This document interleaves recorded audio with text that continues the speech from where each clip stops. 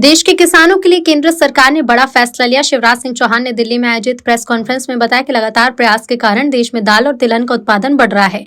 केंद्रीय कृषि मंत्री ने कहा है कि किसानों को बेहतर समर्थन देने के लिए सरकार ने महत्वपूर्ण निर्णय लिया।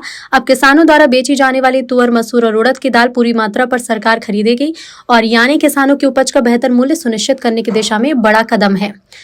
इतना ही नहीं, किसानों को तकनीक से जोड़ने के लिए सरकार ने भारत विस्तार नाम का नया एआई आधारित डिजिटल प्लेटफॉर्म शुरू किया, जिसके जरिए किसान अपनी ही भाषा में फोन कॉल के जरिए खेती से जुड़ी जानकारी प्राप्त कर सकेंगे।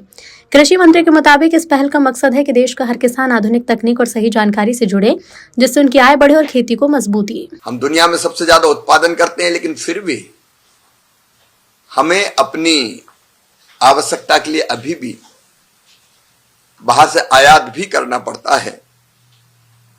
लेकिन लगातार प्रयत्नों के कारण दलहन का और तिलहन का उत्पादन भी बढ़ा है। हमने दालों के उत्पादन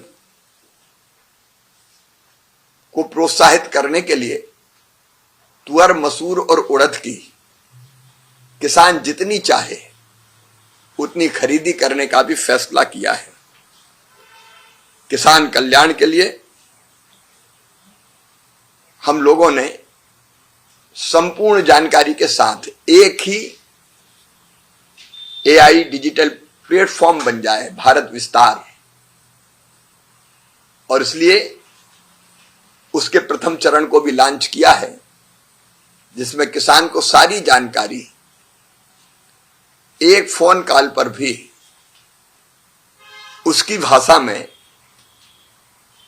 देने का काम किया जाएगा। पिछले वर्षों में हमने एमएसपी पर भी गेहूं, धान, कपास, दलहन और तिलहन की रिकॉर्ड खरीदी की है और किसान को सस्ते दामों पर खाद मिलना सुनिश्चित किया है।